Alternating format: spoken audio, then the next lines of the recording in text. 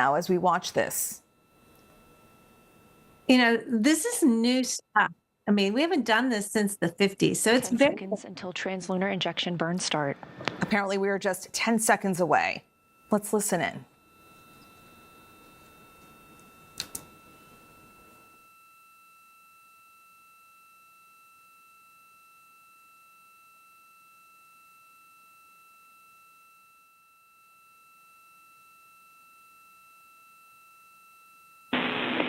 Integrity, good engine, good. Time of one crew around 100 miles per hour.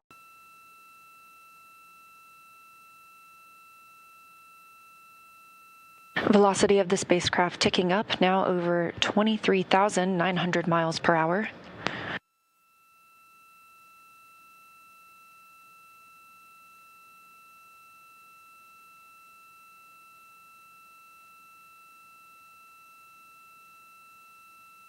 Two minutes into this 5-minute and 50 second burn. Continuing to get good calls here in Mission Control Houston. Okay. We continue to burn the translunar injection burn.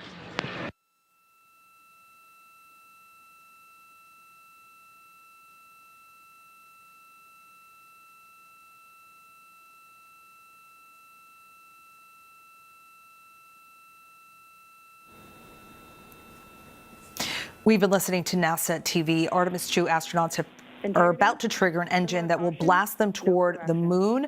We've heard controllers there at the control center saying we are 1 day, 1 hour, and minutes into this mission. The spacecraft traveling at a speed of about 23,000 miles per hour. Over 3 minutes now. First humans to head to the moon in more than 50 years. Controllers there, even in that area, even in that control center, stating just how historic this is. Susan, you've been listening to this as well. Susan Kilrain, a former astronaut, and we heard them mention a caution.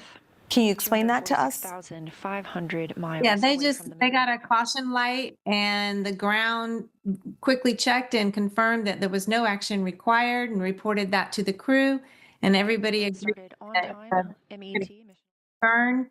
And the whole goal of the burn is to reach escape velocity of 25,000 miles per hour. Mark into the burn. Quiet here. And we are looking at a live picture of Earth right now. Susan, as you're looking at these images, what can we expect to see when that engine is triggered? Well, I believe that they're in the burn, and what we'll see mostly is that the Earth will actually start to get smaller in the camera as they are quickly accelerating away from our planet. What is the process like right now for the astronauts on board this spacecraft? What are the motions that they're going through as they're performing this translunar event?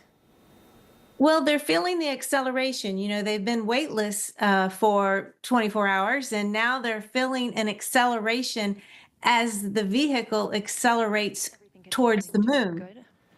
They're probably sitting and holding on so that they don't. To you from Orion as it looks back on Earth and begins its journey to the moon.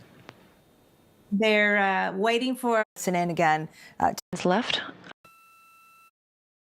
And to 25,000. The ground will say integrity is the moon. Good. They're probably sitting and holding on so that they don't. To you from Orion as it looks back on Earth and begins its journey to the moon. They're waiting for a good cutoff of the engine. And also joined us in the room because this also serves.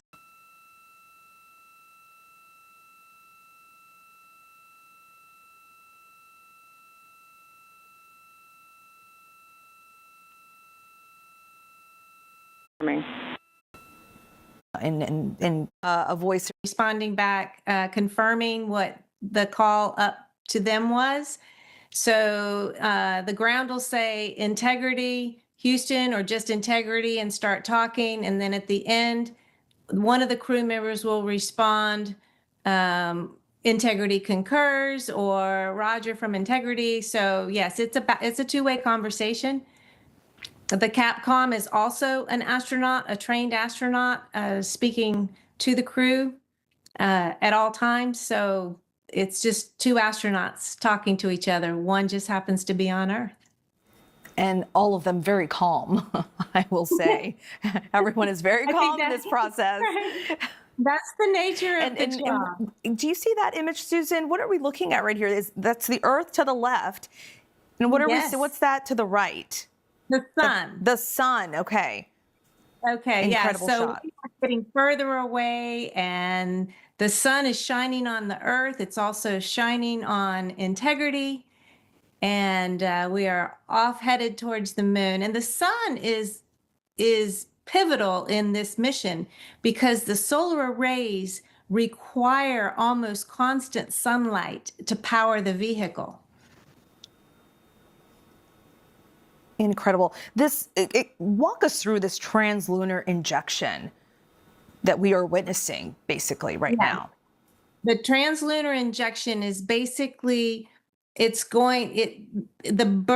translunar injection burn serves two purposes. One, it orients Orion towards the moon on the right path, and it accelerates Orion to 25,000 miles per hour, which is the speed the vehicle needs in order to escape the Earth's velocity. If it didn't get that fast, it couldn't go to the moon.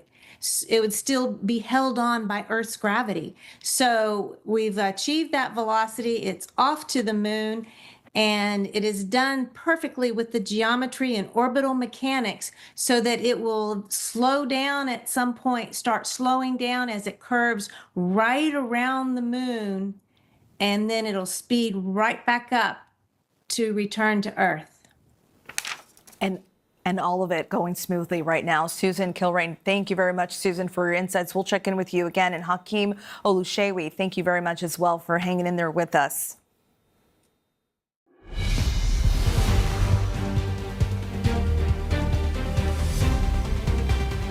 Crew that will carry it around the far side of the moon and back to Earth, all assisted by gravity.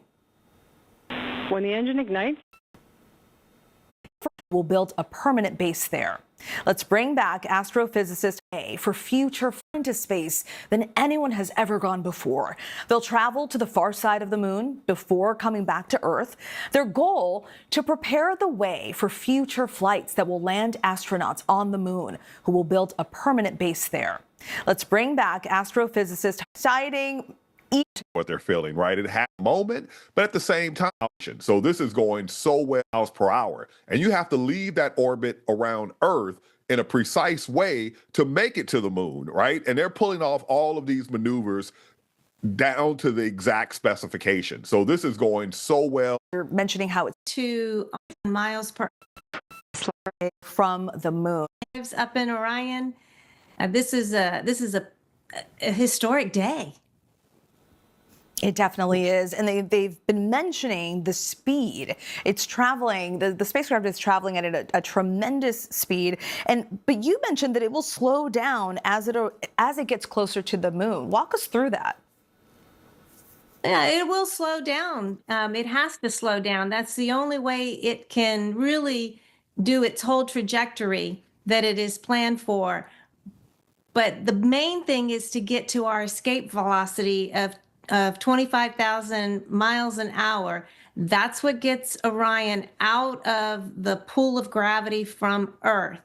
And then it will slingshot around the moon because you have all the gravity is all working together of all the bodies up there. And it's the orbital mechanics is calculated precisely so it can follow the path that you see on the screen there, where it's going to head off to the moon and slingshot around. And that's done by gravity. There are no real mission we are on. 1,000 demonstrations that they will arrive part of the moon they're looking at, and to look for specific geological features. And there are, believe it or not, lots of mysteries still remaining about the moon, about its formation and about its current state. We know the far side geologically is very different from the near side. And, although there have been lots of models presented to understand that, we still really aren't conclusively sure. So, the science that they're doing, the engineering that they're doing, they're ramping all of that up. And that's what's going to occur over the next 4 to 5 days.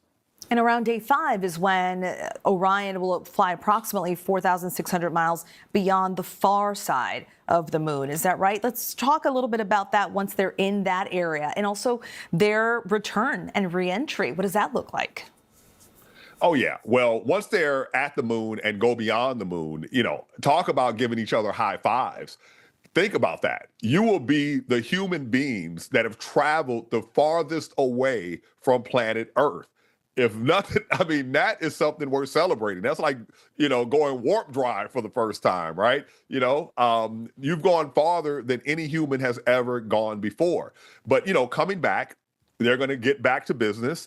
And when they get to the point of reentry, if you remember with Artemis 1, there were some issues with the heat tiles, right? They, instead of losing material a little bit at a time in a process called ablation, there were some tiles that lost chunks, right? So NASA has focused on the engineering to make sure they don't have those kind of problems. Before, they did sort of a skip maneuver where they hit the atmosphere, bounced off, and went back in. They think that tile damage may have to do with that, air getting in those tiles and then going back into space and outgassing, expanding. So now they have a different reentry process. And so, they're doing a lot of things, if not everything, for the very first time. Absolutely incredible and thrilling to watch. Hakeem and Susan, thank you so much. We now know that the Orion fired its engine tonight to head toward the moon on a path that swings around it and uses the moon's gravity like a slingshot to bring that spacecraft back to Earth. Incredible. Thank you both. Thank you. Hey guys, thanks so much.